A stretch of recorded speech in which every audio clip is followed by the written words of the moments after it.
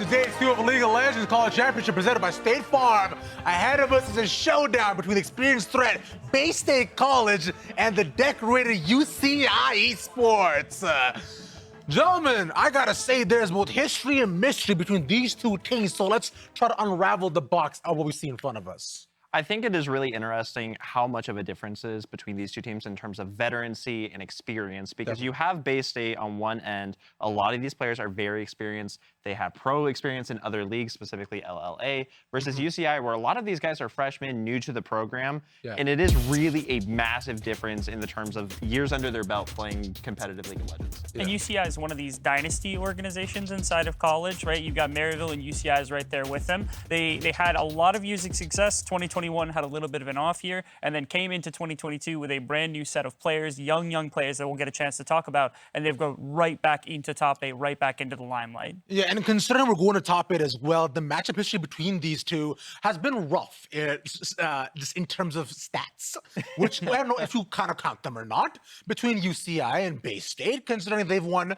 one game, and that one game that they won was when Bay State has around 3 subs. So if we're going into today, it is just a little bit leaning on one side.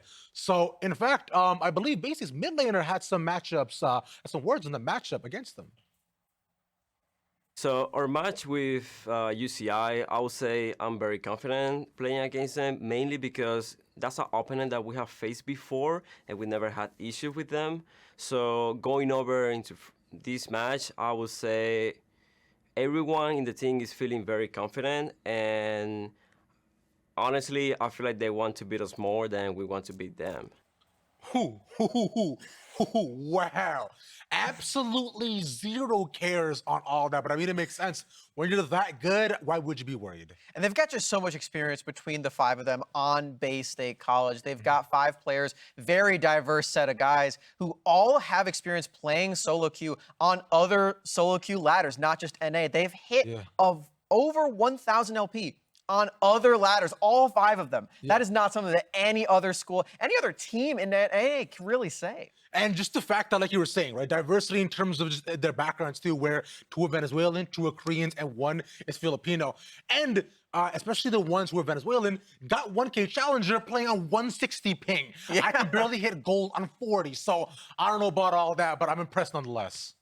I think it's pretty incredible. I know we had deemed this matchup Boomers versus Zoomers, where Bay State are the Boomers in this case, because they have all this experience in LLA and all these other places. People would recognize names like DMK, Saranoc, and even Sophist Stage from a number of different arenas inside of League of Legends from other places, brought together here, and really over the last year have come together as an amazing team.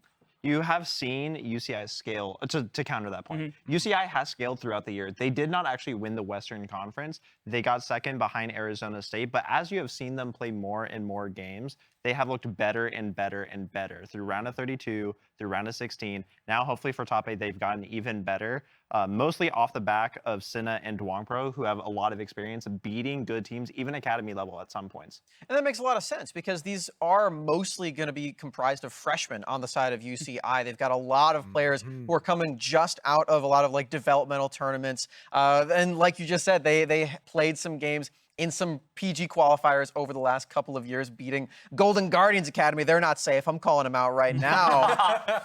These guys are really promising new rookies, but there is that experience gap here. And speaking of the experience too, that's what they want on this team, which is why they missed Jadot as well, subbing in as well too, because like he brings that stability that the team actually wants going into today's tournament, and that's kind of why they picked him up. I was talking to Coach Hermes, who was talking a bit about it, considering how trialing him to the nursery tournament, they saw how just the stability and like kind of overall gravitas, you could say, he brought to the entire team, which I think this team right now especially needs in this matchup. That matters a lot in the context of this tournament, where we've basically been preaching the whole time about how important the bot half of the map is for basically every single one of these teams. And so to have stability and to know that your bot laner is going to at least go even, if not ahead, in most of your matchups matters a lot, especially in a series like this where you only have 3 games.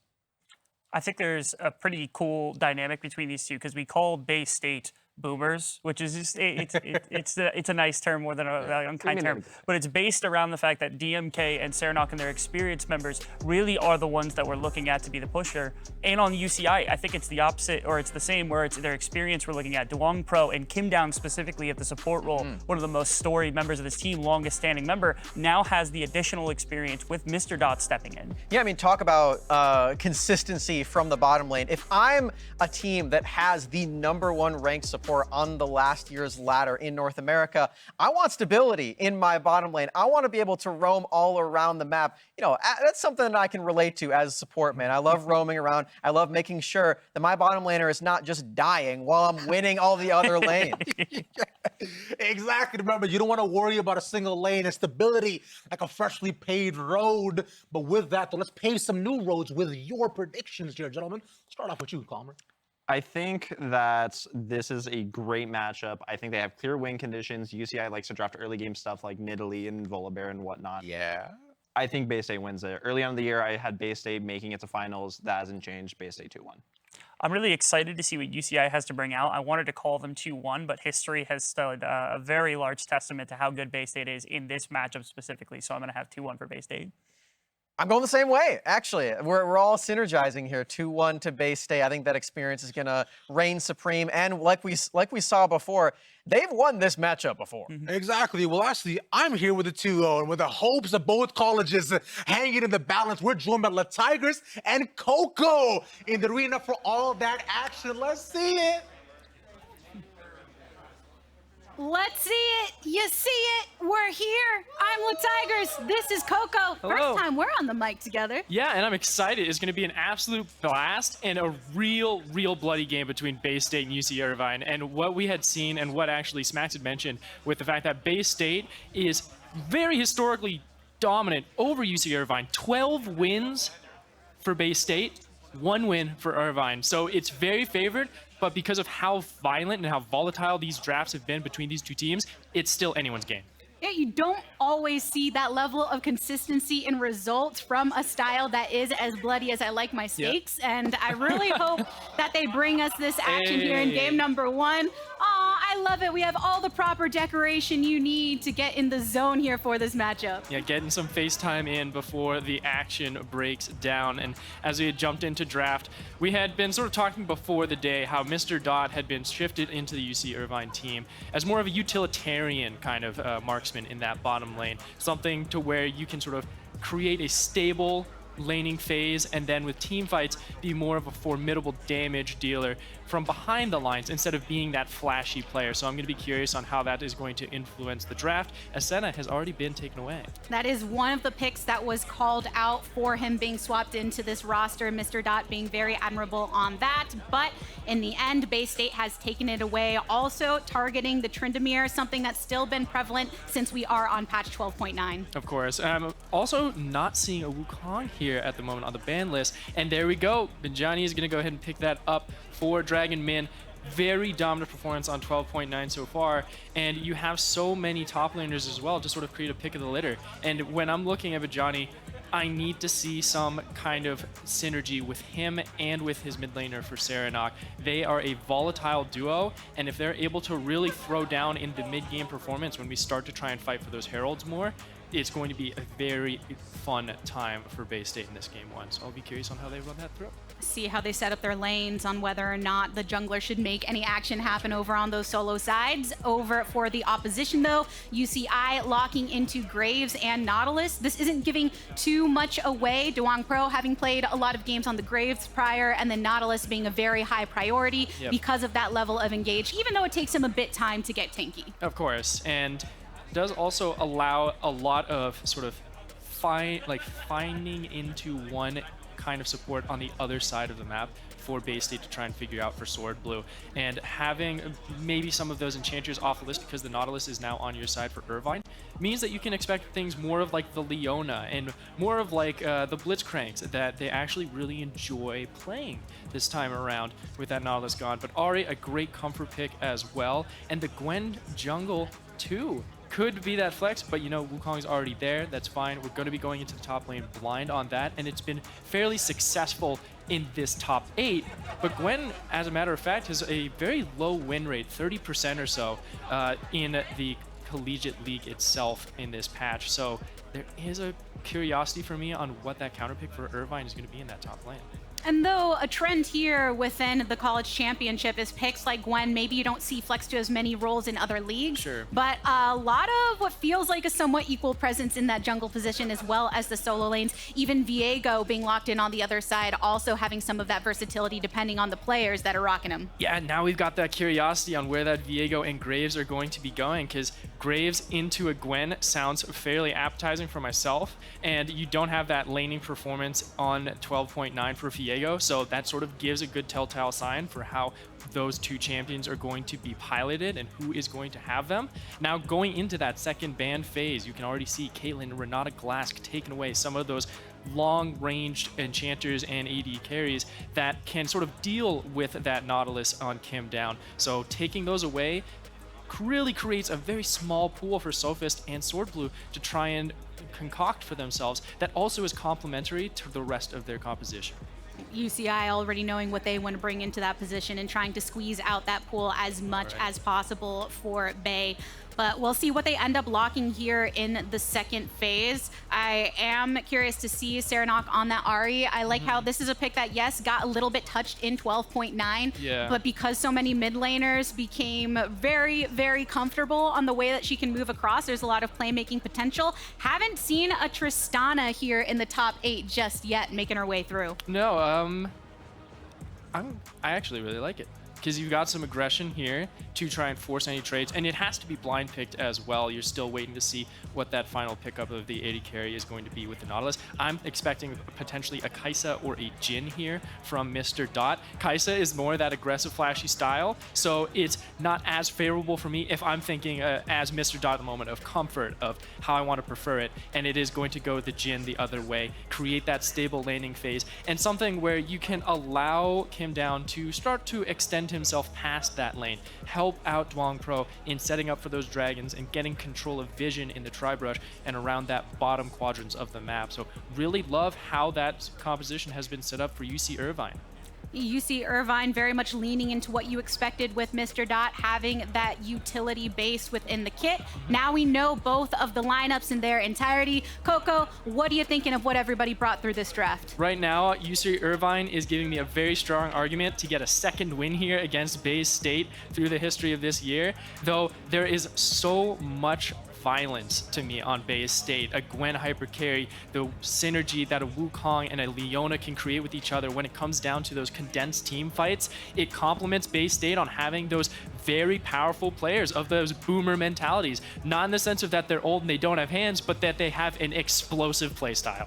Explosive play style, trying to make an explosion into the scene this year, and a statement against UC Irvine. Everyone knows that UC Irvine has such a history within the collegiate scene, and now a very different roster from the last times we have seen them in the top 8, wanting to prove that they are still a staple versus Bay State, though, that has bested them in many occasions. Of course, and it always does have a little bit of a sour taste after the fact with UC Irvine, right? Like you had mentioned, they are a historical organization, a historical sort of school in this collegiate league, and being sort of knocked down by Bay State consistently when this is kind of their first year competing at this level at such a high echelon, even with how Bay State had sort of a low undertaking, this now comes into a sort of a very fun battle of the titans, of the boomers and the zoomers, as the analyst desk really loves to put it down.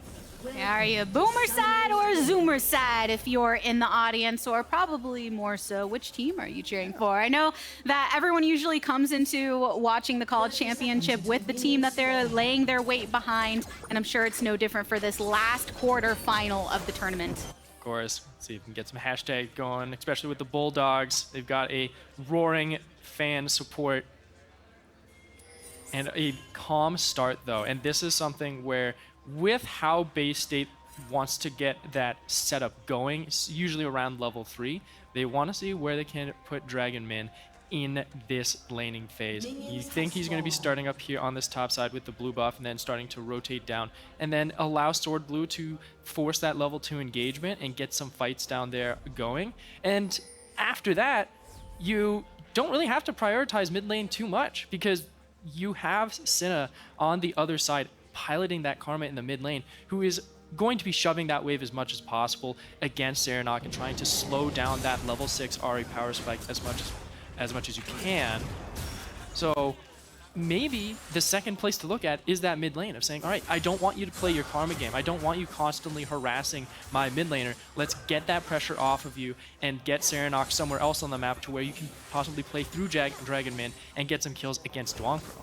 That is the joy of having a Karma on your squad, is there are different ways that you can play that. So right here at the start in the bottom lane, where we did have our eyes set because of that switch out in roster and just where bot has been such a focus of this tournament, you know that the Nautilus is going to be looking for those hooks, but someone like Leona can withstand that tankiness early to try and keep this Tristana nice and healthy, who does have that escape mechanism as well with a rocket jump. It's all about those level 2 power-ups. When will you get those? Will you get it earlier than your laning opponent, like just there with Barrick? You're getting level 2 hard rushing for it, so you can get some priority in the top side of the map and get some vision down there so you know where Dragon Min is, and make sure that you are always accounting for where this Wukong may be hiding or where his pathing is started.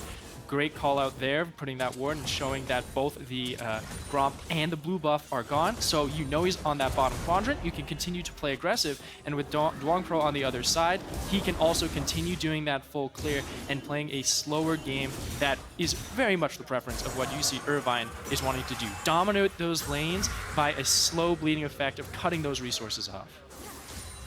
Time will be on their side if they manage to play this right against Bay State, who will be looking for some early aggression once they feel a bit more comfortable doing so. As you mentioned, Wukong can be a sneaky one that you want to lock down as much information as possible. Currently just hovering around that bot side, getting that clear to ready himself for the later portions of the game. That deep ward still remaining on the top side in favor of UCI. And sometimes with these early games being very slow and a lot of a patient wait to get to those specific, not just item power spikes, but also those level spikes as well, it's kind of like a game of golf almost. You know that you can't hit that one hole-in-one immediately off the get-go. You have to set up where the ball needs to be best positioned and sort of work your way to an efficient start in the slowest and almost the lowest amount of movements possible. Just sort of using analogy from a friend of mine, Cubby, who is shout out to Cubby. Yep, shout out to him for helping me without all this prep between Bay State and UCI. I just saw him in the hallway because he's here actually casting some Academy. A little bit of lockdown here. You see there are multiple in the vicinity here, bot side. Dragon Min just checking in after getting that clear, but nothing to be capitalized upon yet. They did manage to get that flash off of Mr. Dot, but it was traded for a flash from the Leona.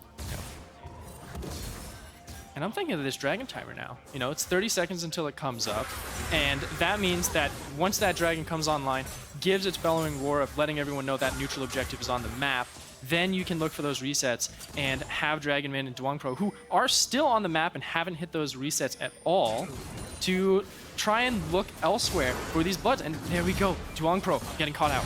Starting to get collapsed upon, but Barrick is here as well, as stun onto Bejani. But look, he's got the scissors to try and snip away. Barrick getting a good hit. Flash away here from Dragon Min. First blood has been drawn. The monkey taken down. And with that, a very strong performance for Barrick to continue to dominate on this Viego lane, which I was a little bit unprepped for, as that small trade down the bottom lane is continuing to just try and apply that pressure and have that lane dominance so they can continue to prepare for those neutral objectives that are to come. Multiple pots still in the pocket for Mr. Dot 2 to allow that continue to sustain in lane should he receive any of the poke. A little low on mana though, and has to be wary of that. Sophis Sage, I'm sure, wanting to punish that just a bit. But here in the top side, after all of that action, it's going to go back to the 1v1 of attempting to push these waves. And I see that teleport as well from Serenok to that mid lane, as you had mentioned, to push those waves out and prepare some of the advancement into the river. Get some vision as well, because man, this is a dark map. And I'm not used to this one. Like, we had just been watching some of the very action-packed games of Converse and Michigan State, and it was very much lit up like a Christmas tree there. But without all of this knowledge, it could be any man's game, and it allows so much time to also create that guerrilla warfare of always hiding in those bushes. And like we had just saw with that first blood, just coming out of nowhere and immediately starting those fights. As Barrick again trying to take that fight to Bajani. Still making that angry face at him as both of their HP bars are marked down low. The inner right here getting the lockdown with the W here from Senna. But the response is pretty strong. Orb of Deception getting a nice pull through of damage. But again, you've just got that pop to pop. Graves is on the way though. Here we go. No Vision did walk over their own ward prior, but he's just gonna go here, try to help some of this clear, and the bot lane itself getting a reset on both sides. Just yelling that you're up in the vicinity and you're gonna go ahead and grab that that scuttle while you're at it. And you've got a minute until Herald as well, just about. So you can sort of continue to play this out and be fine with the reset that had come in from top as well right now, with Bajani going back, and with bottom lane with Sophist and Sword Blue also matching Mr. Dot as well. Kim down, also checking in, saying hello, and I'm actually really happy that these supports are finally getting out of that bottom lane and starting to create some action and some movements, though it is a little bit dry and not as fruitful as I would hope. It's still something that at least getting that information and trying to proactively hunt for these fights is what I'm really happy about, as Bajani and Dragmin have just found Duong Pro once again. I'm still waiting for those supports to hit level 6 when they're making their rotations across the map, but over here on the top side, that XP is starting to grow, particularly for the top laners. Barrick being slightly up on Bajani, who just met him here at level 7. Meanwhile, down bot though, still waiting. There's only one ultimate here for Sophist Sage. Everybody else waiting for the opportunity to meet him. I think Dragonman is also kind of waiting to try and catch up with that EXP differential that's happening in the jungle to get to level 6 and start to force some dives as well and get back into the face of UC Irvine, who has been doing a very good job at keeping distance between them and Bay State. And I'll admit, I'm a little annoyed too with the fact that there's not as much attention down this bottom lane from Bay State as I'd want. They're continuously trying to track down and stop Duong Pro, who's in this top lane, and getting into his jungle's face, trying to slow down the Graves, but you gotta find kills, but you're getting pinched instead. At least Bajani's here to help out. Dragmin tries to make the escape. Blast Cone over the wall as Serenok takes a lot of damage, but Duong Pro is the one to fall, evening the kills on the scoreboard, but the damage still going through. Needlework gets one slice, rooted on the response, and Barrick, can he go for it? The throwback, Serenok just out of distance, the final pop. It is Dragonman that gets the kill credit here onto Barrick. And a wonderful job there by Bajani, coming in and getting that rotation before Barrick and solidifying the kill early, and then also Barrick not able to get the reset online onto that kill for Gwen. That just is a wonderful piece of news there for Bay State. Though I disagree with them being constantly up there, at least they're finding some rewards, and then they're able to really amplify onto it with this Herald grab. But you gotta grab this Herald though, because now you're getting collapsed. Sinna's here, Duong Pro is back here, flashes over the wall, and the lockup is too good with the jungler taken down for Bay. Still managed to get the Herald before following though. At least that's grabbing the Herald is the best for it, because now you can try and create more of an economic advantage with that Herald and use it as that additional tool to start and force other things, as we can check out this fight once again. And a great disengagement using the Blast Cone from Dragonmin gets that low health out, so you don't have that kill going over. And then it's just been Johnny being able to rotate first. Like, Barrick is just joining the fight here in the top lane, and his mid lane and jungle are pretty much already dead. It's early enough where even after the previous kills that you acquired, the rotation can be pretty quick, so you do have to commend the response to try and make that an even kill score. But nonetheless, the objective being secured by Bay State means that they have that Rift Herald that they can use to try and crack open one of these lanes. We're only at 10-15, which means all of these plates are still up. Yep. One had been cracked into on that top side turret over on UCI's side. Same if you're looking at the top side turret on the opposition. But other than that, everything else is up for full grabs. Of course, and I really like what Bay State has here now with this wonderful cushion of vision that has been set up for them in this bottom lane to try and look for that pincer. And like I had mentioned with Dragon Man, trying to find tower dives with that ultimate available, but actually we're starting to find out. Patience, yeah, the solar flare already responded in the explosive charge, starting to get one knock, but then even the flash away isn't enough. Kim down should be going down in just a moment. Sophie Sage trying to put out the damage. The curtain call for just a moment time, but it had to be canceled. Also having used the exhaust prior for Mr. Dot, a lot of resources expelled with the supports traded out. A wonderful call from UC Irvine to force that fight before Bay State was fully ready to create the engagement and be able to grab a kill, and puts a Serenok and Sophis on the back foot to where they have to disengage away from that turret dive. But because of the pressure and because of the resources still there in the bottom lane, Bay State will be able to grab the first dragon of the game, the Infernal, which is a great news for them to help up the damage when it comes to this mid game, as we just saw a brutal amount of damage from Cinna. The charm from Serenok is enough to be followed up by the rest of the team. Double knock up onto two members of UCI, but it is once again the jungler that falls fairly early. Both of them, in fact, Serenok is very low, and now currently on the retreat, gets the charm onto one to slow down the Nautilus, flashes away from the dredge line, finding safety officially, but meanwhile on the top side, we've got that 1v1. Needlework thrown out, trying to go right under the tower, gets the kill onto the Gwen and stays alive. And dancing just on the line of the turret range as well to make sure he was just away from that execution where he was able to grab it himself. Very well done for Barrick, and the recovery that UC Irvine was able to grab after that dragon, punishing Bay State from staying around too long. It's a great way to keep them up on the kill score and still up 1,500 gold for themselves. Good way to start leading into this mid-game after we have 12.5 minutes on the board already. We have 90 seconds left until those turret plates fall, and I still see a Rift Herald in Dragon Man's pocket, which he has less than a minute to start using that. You're going to lose money if you don't try and apply that pressure now. Time ticking down, Coco, time ticking down, because they have been winning that objective war when you look at the Rift Herald as well as that first dragon, but we'll have to see where they decide to pour that resource in the minute to come.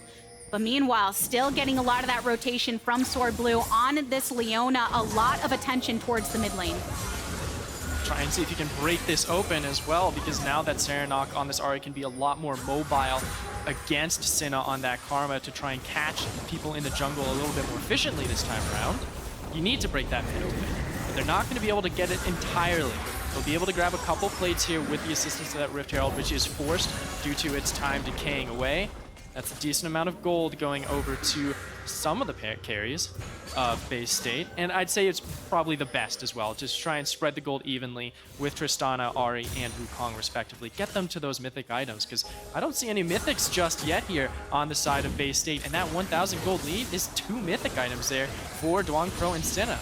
It feels like not that long ago, it was only around 400 to 500 for UCI, so this could have gotten out of hand if Bay State weren't able to find a way to keep that as even as possible and still trying to get into that mythic territory.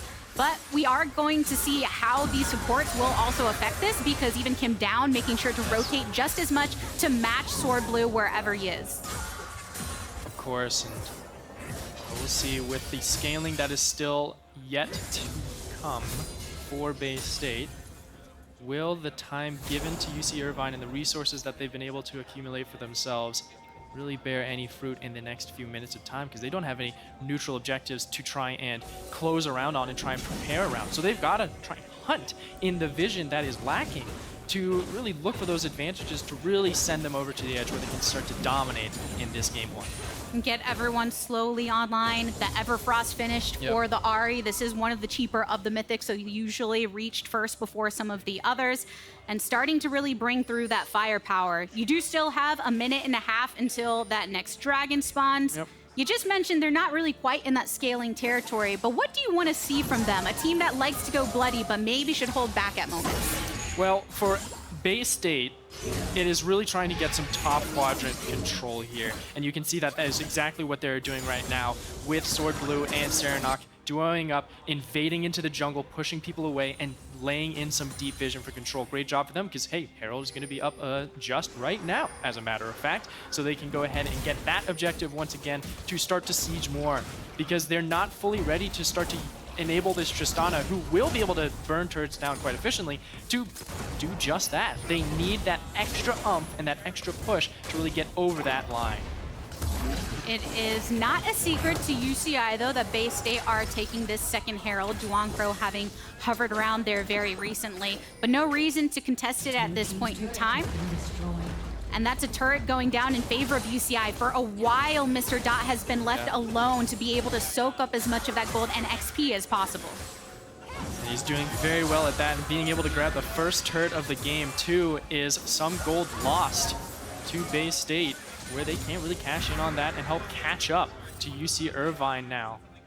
And they are not ready for this dragon either. Already the vision is there for Irvine, set up and has a little perimeter that is needing to be sort of cleared out there by Swordblue, who is now doing just that.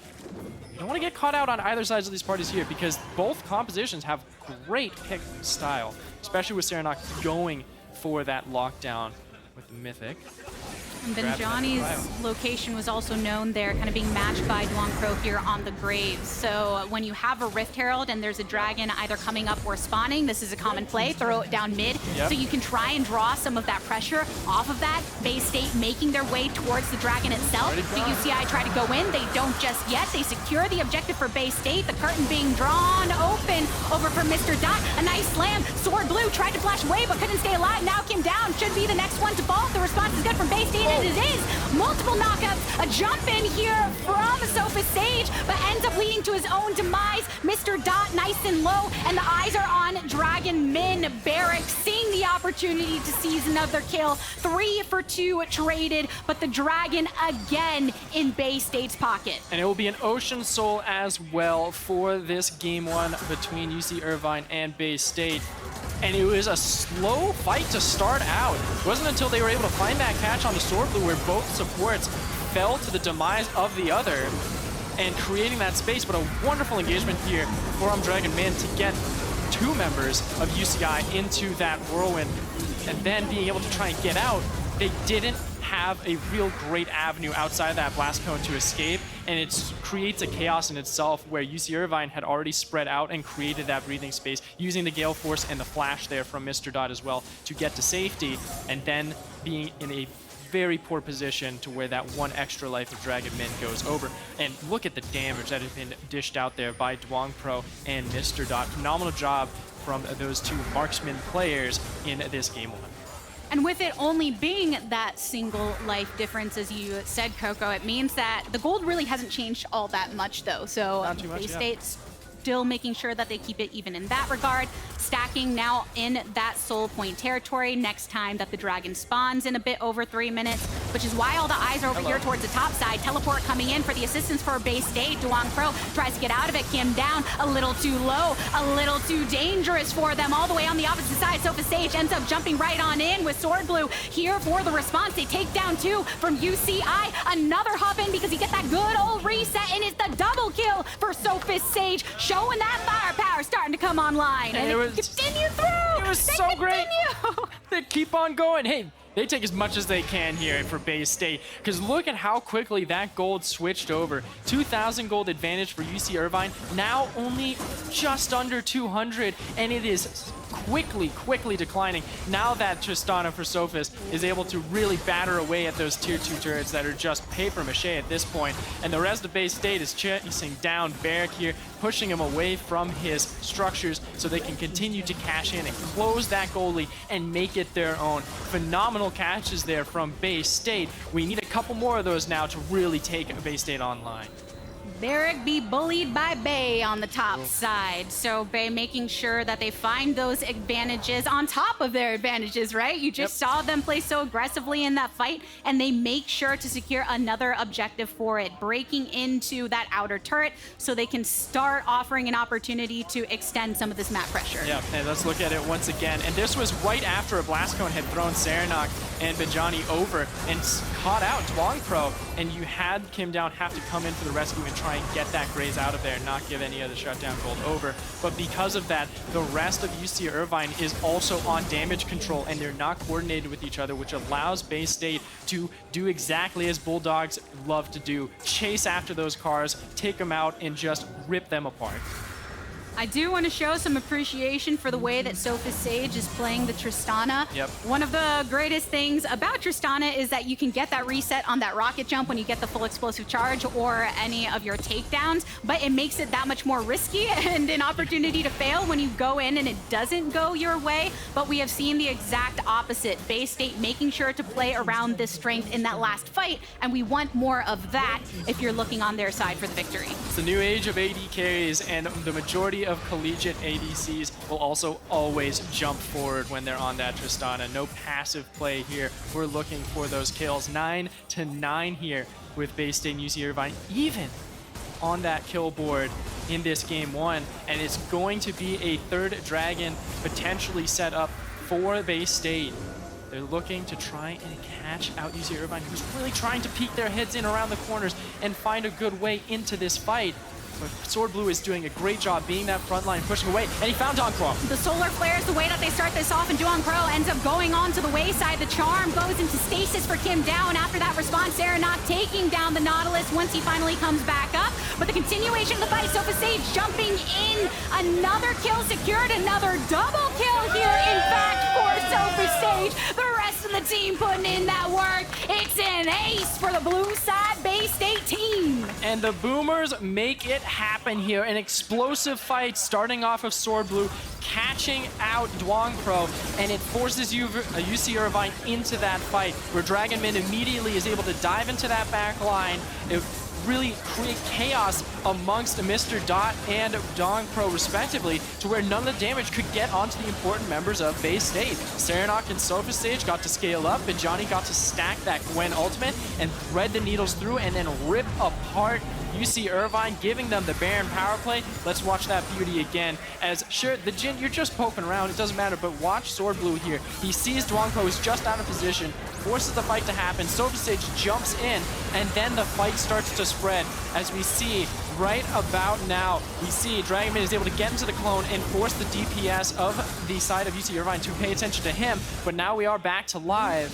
As a steal, it just came away. Bay State, you're not stopping. Oh, they don't want this to end. Sword Blue nearly getting locked down by the Karma W. Another charm onto the Nautilus. Nautilus once again falling under that guy's kill onto the Karma. Oh, Cinnamon Bread way too toasted in this one. Hop into Tribush from Sophus Sage. Almost gets locked down, but ends up flashing away. Mr. Dot too low. Wukong has his sights on the Jin. So a double kill here for Dragon Min as they push with Baron buff still in tow onto this tier 2 turret on the bot side. All the while, Bajani focusing mid to push up towards this inhibitor, taking down the turret. You'd see just how quickly Bay State are able to capitalize off of the momentum built from that previous ace. And it was literally one catch and one ace that has sent Bay State into the skies here with a 9,000 gold lead. They've been able to take those picks and make gold out of them. This is what we know from Bay State, creating that violent atmosphere to where they are always finding a lead and grabbing more and more, feasting away at the disadvantages that UC Irvine was trying to find. This was a Hail Mary play, by the way, from Irvine as well, trying to grab that dragon and take it off the board while Bay State was resetting. But Dragon Men read them like a book, and it forces them into a situation where they cannot back down, and they are immediately forced into the jaws of Bay State. And Benjani specifically, this Gwen has been able to scale. His laning phase was not great, but that doesn't matter when you're Gwen here. You just need to power through in those team fights, and that's what Benjani is so damn good at. You really see the benefit of that here too, and just so many charms that have been eaten by Kim Down, and once that Nautilus is eradicated from UCI, there's not much protection for anybody else on this squad, and Bay State just managed to peel right through them. Oh, 2 inhibitors down, Coco, bringing the power here towards top. Still have a little bit left, 30 seconds on this Baron buff as well. They'll take this one. They want that clean end here. Everything taken off the board from UC Irvine's base. Bay State trying to make it here. Break it through. They've got the Tristana. Sophus Sage 6-1 on the Yordle Cannoneer.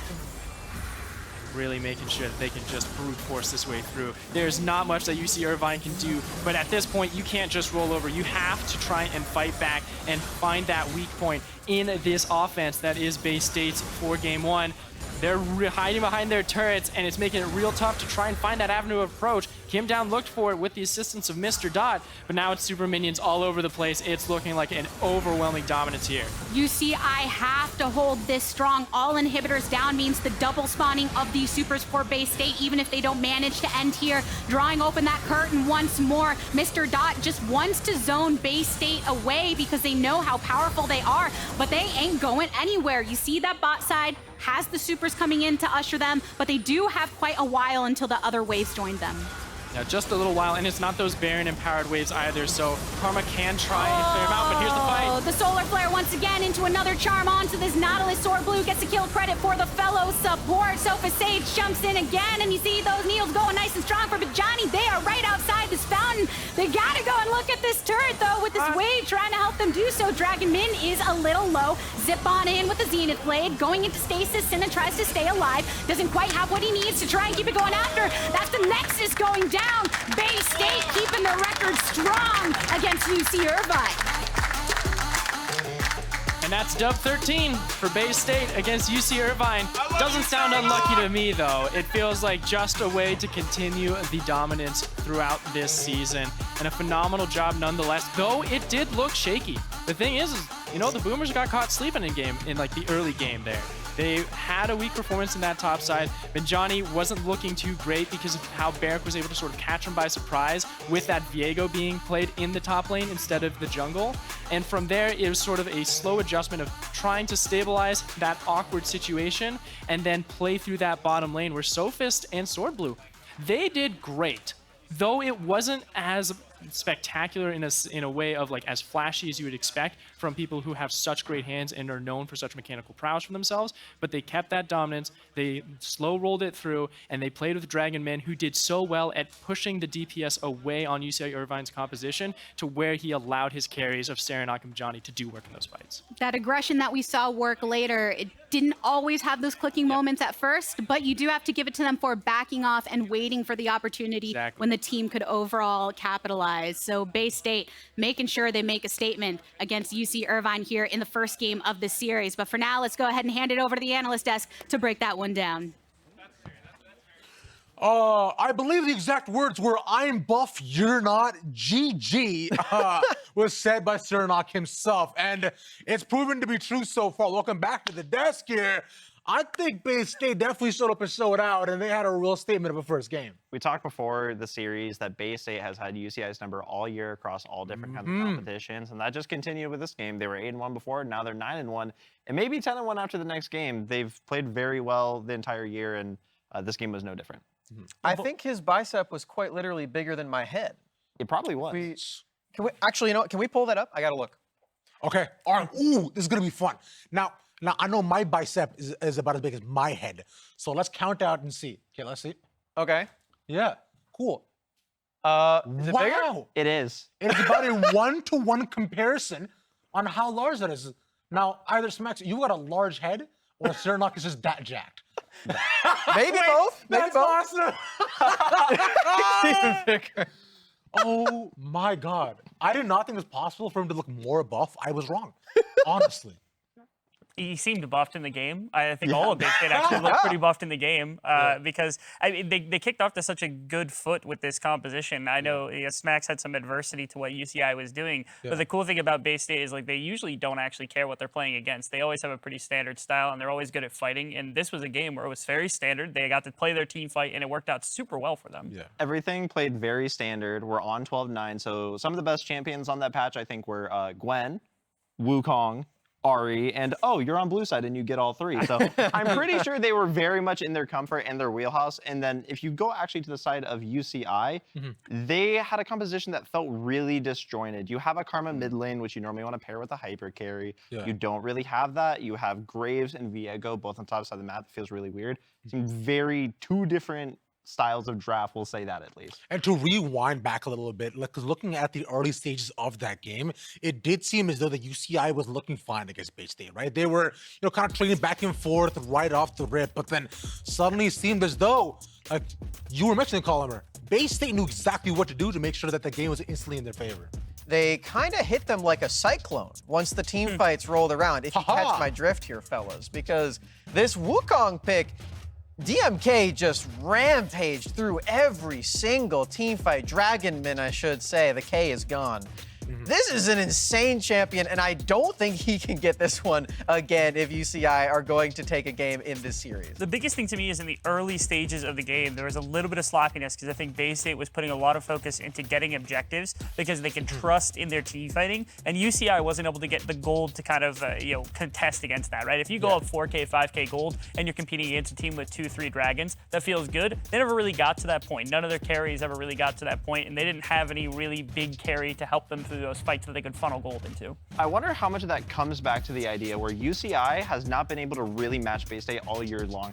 I know in my experience coaching and competing that when you are against a team that you just don't really seem to get them, you don't seem to be able to compete some of these times, it can be really hard even when you get a slight advantage to want to push that. You want to play safe. You want to say, I have my advantage. I'm not used to getting this. I don't want to give it up. I don't want to do anything silly. But what ends up happening is if you're running a comp like this where you need to continue pushing the pace, especially with the champions you drafted, and you don't, it really causes issues for you.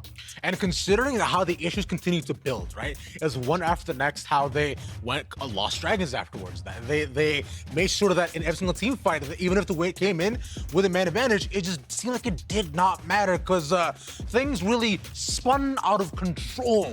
You could even point out to this. So I think where there's one specific problem that we're all pointing towards that definitely cannot happen again as a staff and the lead continue to grow. That's enough Wukong puns, but just look at what he did. The damage may not have been there, but the contribution in itself was immeasurable, Smacks, I'd say. It's just such a good setup champion. And like we were saying before, it's just the amount of comfort that comes from picking a really strong champion like this. The rest of the draft as well, you could feel it from Bay State. They really knew how to play a comp like this. You get those resets on Ari, on Tristana's after finding one pick, and then you just get to run over everyone after that. I can't remember how many times we were just sitting there like, oh, is this the pentakill? Is this the pentakill? It felt like every single time Sophia Sage was just killing them one after the other. Yeah, it just continued forward and snowballing into the next. Now, there's no Nunu in this game, sadly, but I'm hoping to see that maybe the snowballs don't continue to extend one after the next as UC Irvine has chosen to go on to red side. So perhaps that may make more of a difference. But for now, we'll have to wait in anticipation, as will you, as we go ahead and throw to a bit of a break. And we come back, we'll have more League of Legends for y'all.